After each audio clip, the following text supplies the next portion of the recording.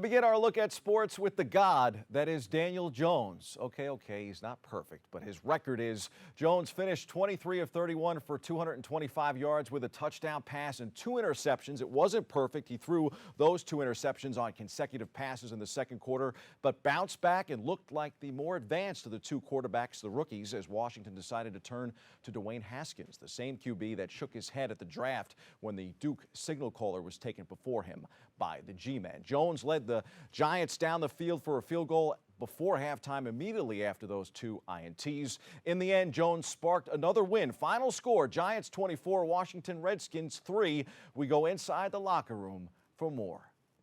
It certainly came, and I don't know. I think when you look at the game, I think it was a good team win. You know, I think the defense stepped up and made a number of plays that really helped us out. We were able to score some points early, but like last week, a lot to learn. But like any game, there's going to be adversity, it'll be ups and downs. So I thought we handled it well.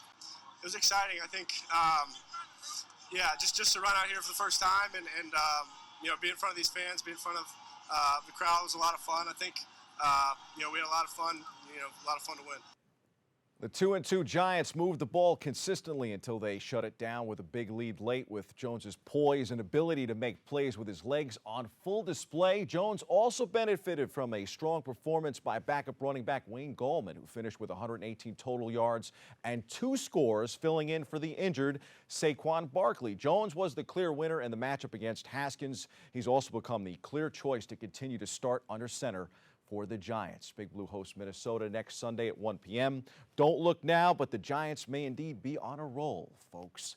The Giants get Golden Tate back from his 4-game suspension for violating the league's policy on performance-enhancing substances. Should be a big boost. While away from the team, Tate remained in shape by training in California alongside Melvin Gordon. Meanwhile, Gang Green had the bye week this past weekend. The Jets, still searching for their first win of the season, return to action Sunday in Philadelphia. That's also a 1 p.m. kickoff. Tonight's Monday Night Football matchup features the Cincinnati Bengals squaring off against the Pittsburgh Steelers at 8:15. Both teams are 0-3. Somebody has to get a win in Pittsburgh tonight. The NHL regular season begins on Thursday. The Rangers host the Winnipeg Jets that night, while the New Jersey Devils will host the Jets the next night. The Islanders open on Friday, hosting the Washington Capitals. The NBA preseason is nearly on tap, too. NBA practice camps open this past weekend. Our BronxNet cameras headed out to Brooklyn to catch up with Kyrie Irving, Kevin Durant, and the new-look Brooklyn Nets. Check this out. Roll 'em.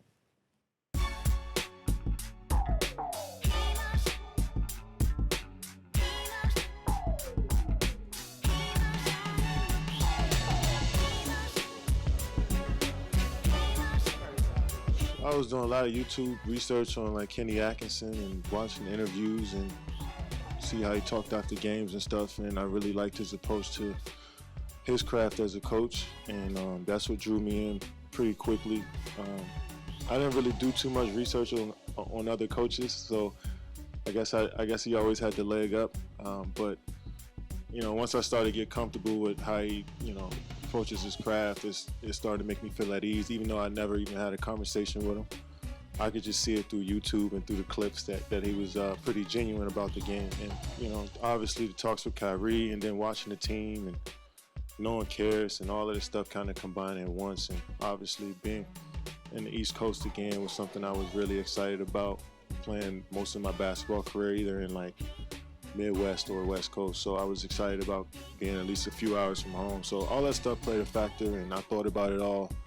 And but basketball was probably the main factor. Obviously, I've known Kevin since high school, and Kai and I's relationship developed stronger whenever we played in 16, and we won it together. So we've talked about this for a long time, and I feel like the universe kind of put it there for us to take advantage of it, and we were all free agents at the same time, so it kind of just worked itself out, and we're really excited about this opportunity. We have a lot of new parts on the team. We have a lot of new players, so I feel like meshing and getting our chemistry together is at the top of that list. Every year is a team to beat, team you think is going to win. But, just like last year, Toronto came out of nowhere, Milwaukee came out of nowhere after losing in the first round the previous year to be a finals contender. So each year I think teams are getting better, and guys are improving, and also free agency. Half of the league was free agents, so obviously it's going to be a landscape change when it comes to the dynamics of the league. So I just think the business of basketball is booming.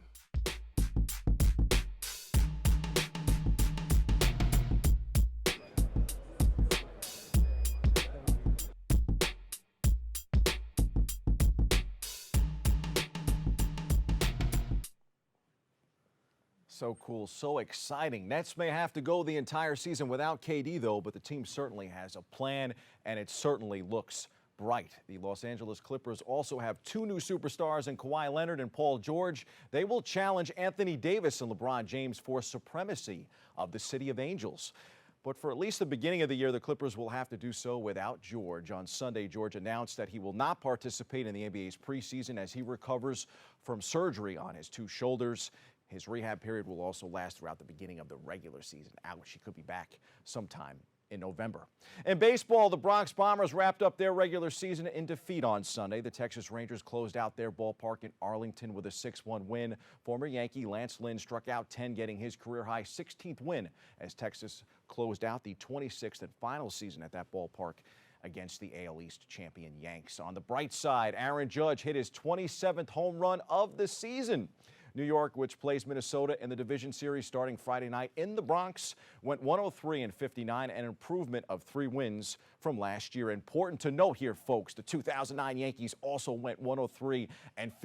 That's the last time they won the World Series, by the way.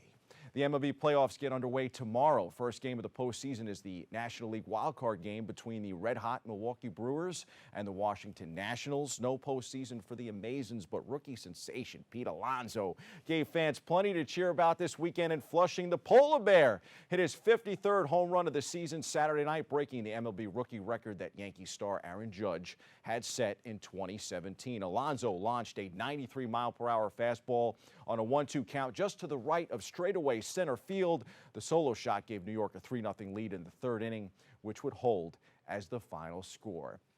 As that 415-foot drive landed in the seats, Alonso raised both arms in triumph while running to first base. Mets teammates came out of the dugout to congratulate him as he rounded the bases, and the crowd of 32,210 at Citi Field gave a standing O. Nice moment for Alonso and the Mets.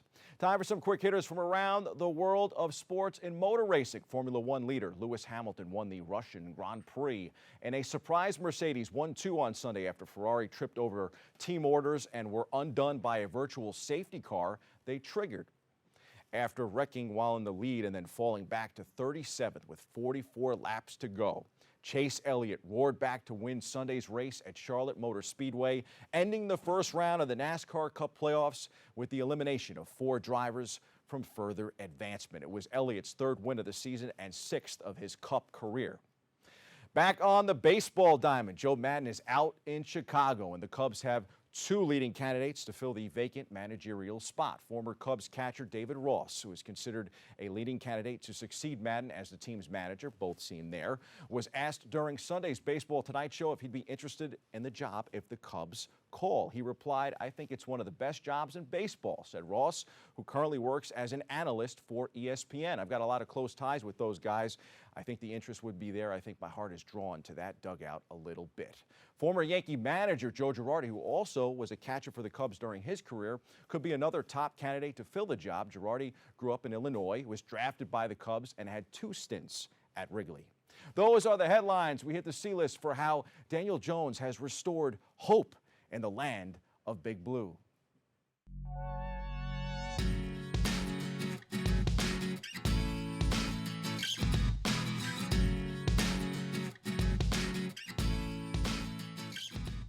Call it beginner's luck. Call it just 2 games. Whatever you want to call it. As tough as it might be for Eli supporters, Daniel Jones has the Giants trending in the right direction. 2 straight wins can certainly do that, especially with the way the Giants dominated the Washington Redskins on Sunday. But the Giants have had winning streaks before, even during the last 7 most miserable seasons. There's much more to it than just a couple of wins that helped them to a 2-2 record. The difference this time is all about Daniel Jones. Just 2 games into his tenure as the Giants' starting quarterback, there is no denying the spark that the 22-year-old has provided. And it wasn't just with the fans, who were starved for something new and who gave the kid a loud ovation when he took the field for his home debut yesterday. It's with the organization and his teammates, too. They can't stop raving about his ability, his leadership, and his demeanor. And the theme always seems to be the same, whether it's one play, one game, or one entire season. They look at Jones and believe he gives them a chance to win. The Giants, folks, they now have hope. Sometimes that's the result of change in life. It may not say anything about Eli or even future Hall of Famer Joe Madden in Chicago, who led the team to a World Series win in 2016. Change can be good. Change can be vital.